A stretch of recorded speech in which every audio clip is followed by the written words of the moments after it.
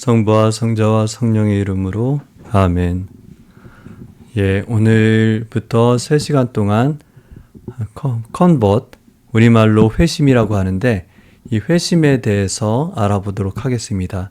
그 첫 번째 시간으로서 그리스도인으로서 산다는 것, 그 그리스도인으로서 산다는 것을 어떤 은유로, 그러니까 메타포로, 은유가 메타포잖아요. 어떤 메타포로 그리스도인의 삶을 표현할 수 있는지 알아보는 시간을 갖도록 하겠습니다. 이 메타포가 왜 필요한가? 메타포에 대해서 먼저 알아보게 되면, 쉽게 얘기하면 우리가 어떤 개념, 내용이 너무 추상적이면 그것을 알아듣기가 힘들잖아요. 그래서 메타포를 사용하는 것입니다. 메타포를 사용해서 그 추상적인 내용을 구체적인 내용 위에 얹어서 실어서 전달한다고 쉽게 설명할 수 있을 것 같아요. 제 설명으로는 예를 들어서 그의 성격이 불이다라고 했을 때 정말 그의 성격이 불이란 얘기가 아니잖아요. 이거 메타포잖아요. 그러니까 불이 가지고 있는 특성을 통해서 열기나 어떤 화염이나 이런 것 통해서 그 사람의 성격을 표현하는 거잖아요. 추상적인 내용은 그 성격이라는 추상적인 내용을 불이라는 구체적인 어떤 개념을 통해서 전달하는 것이잖아요. 그 위에 얹어서. 또 색안경을 끼고 보다라고 했을 때 실제로 어떤 사람을 바라봤을 때 편견을 가지고 바라보는 것을 얘기하잖아요. 색안경을 가지고 끼고 바라본다고 했을 때 실제로 어떤 사람이 색안경을 끼고 어떤 사람을 바라본다는 얘기가 아니잖아요. 이건 메타포잖아요. 이렇게 추상적이고 알아듣기 힘든 내용을 얹어서 구체적인 시간, 공간 안에 있는 그 사물이나 개념 안에 얹어서 전달하는 것을 메타포라고 하겠습니다. 잘 설명이 되는지 모르겠어요. 저도 이 분야의 전문가가 아니라서 한번 이해는 하셨을 것 같아요. 그런데 이 메타포가 왜 필요하냐? 우리 뇌는 표상을 통해서 어떤 정보를 이해한다고 해요. 뇌가 이해하는 언어는 표상입니다. 표상의 언어로 이해하게 되는데, 문제는 우리가 어떤 체험을 해요. 그 체험을 했는데 그 체험이 너무 새롭고 추상적이에요. 그래서 뇌가 가지고 있지 않은 표상을 새로 만들어야 돼요. 굉장히 힘든 일이잖아요. 이 표상을 형성하기 위해서 감각과 운동과 공간 안에 있는 개념을 통해서 이 표상을 형성해야 된다는 것이죠. 새로운 체험, 이거 추상적인 체험을. 그래서 메타포가 중요하다는 거예요. 아까 말씀드렸잖아요. 메타포는 구체적인 내용 위에 추상적인 내용을 실어 나른다고 이렇게 말씀드렸잖아요.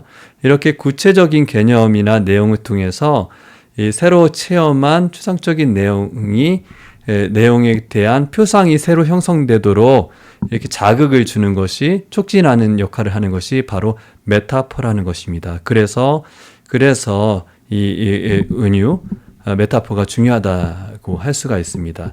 그 새로운 이해의 어떤 틀을 만들기 위해서, 쉽게 얘기하면 그렇게 표현할 수 있을 것 같아요.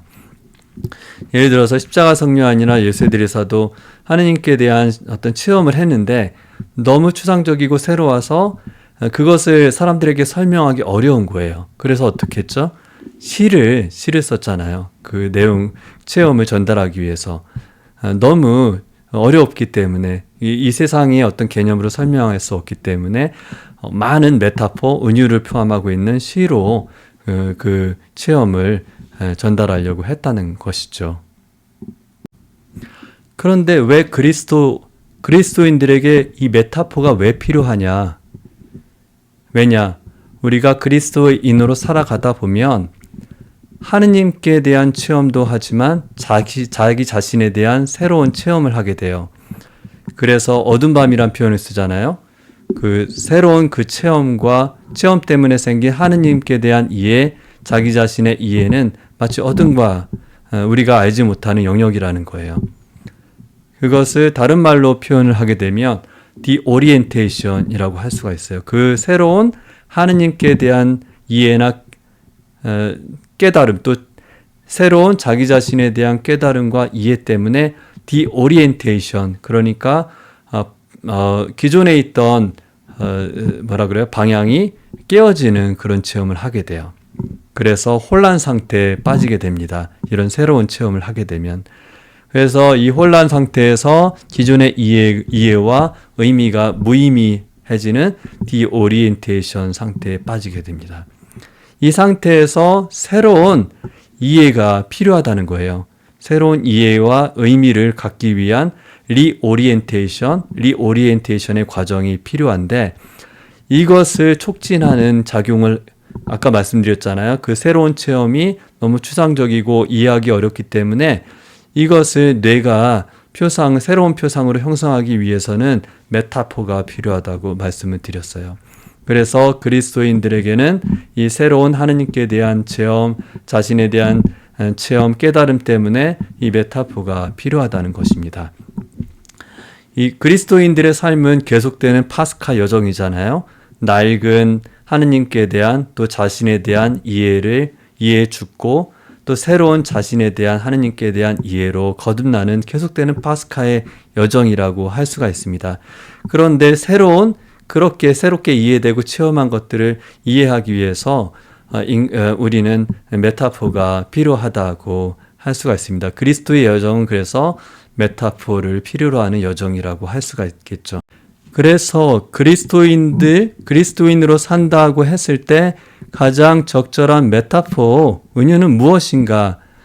제가 참조했던 자료의 저자들인 파트리시아 데이비스와 루이스 람보 이 두 분은 그리스도인의 여정에서 가장 알맞은 메타포로 미로를 제시하고 있습니다. 미로는 어떻죠?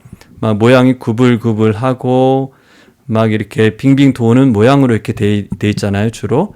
그래서 미로를 걷다 보면 어느 때는 내가 저쪽으로 가야 되는데 마치 목적지로부터 멀어져서 원래 있던 길로 돌아오는 것처럼 보이기도 해요.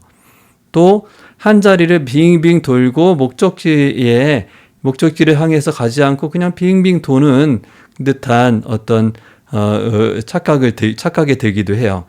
또한 목적지는 저긴데 목적지로부터 점점 걷는데 목적지로부터 먼 여정을 걷는 듯한 착각에 들기도 해요. 하지만 어때요? 미로를 계속 걷다 보면 결국에는 목적지에 도달하게 된다는 것이죠. 목적지에. 이것이 미로의 특성입니다. 이 미로의 특성 때문에 그리스도인들의 여정에서 가장 적합한 메타포가 될 수 있다고 이렇게 제시를 하고 있는 것이죠. 어떤 사람은 계속 걷는 것 같은데 후퇴하는 것 같아요. 또 제자리를 계속 하느님께 나아가는 노력들을 하는데 빙빙 돌기만 하는 것 같아요. 그래도 실망하지 말라는 것이에요. 왜? 결국에는 노력해서 계속 걷다 보면 하느님께 대한 여정의 목적지, 바로 그분께 돌아한다는 것입니다. 그래서 미로라는 것이죠. 그리스도의 여정은. 또한 어때요? 미로를 걷는 사람이 여럿이라면 각각 다른 다른 모양을 걷게 되잖아요. 그래서 내가 이렇게 걷는다고 하더라도 다른 사람을 판단할 수가 없다는 거예요. 각자 독특한 여정의 지점에 닿아 있기 때문에 하느님께서 그 나름대로 이끄시기 때문이시죠. 그래서 그리스도인의 삶은 미로와 같다는 것이죠. 그래서 이 미로의 메타포를 그 그리스도인의 여정에 비유하면서, 그래서 그리스도인의 여정은 회심이라는 말로 이렇게 표현하기는 부족하다라고 얘기를 하고 있는 것입니다. 컨버트이 아니라 컨버트 플러스 ing, 동명사형이라는 거예요. 동명사형. 그러니까 회심은 계속된다는 거예요. 계속 방향 전환이 필요하다는 것입니다. 살아가면서. 그래서 컨버트 플러스 ing, 이 미로의 메타포가 이것을 설명해 준다고 할 수가 있습니다. 오늘 첫 번째 시간 이렇게 회심에 대해서 알아봤고, 다음 시간에서 다음 시간에 이어서 더 알아보도록 하겠습니다. 영광이 성부와 성자와 성령께 처음과 같이 이제와 항상 영원히 아멘. 성부와 성자와 성령의 이름으로 아멘.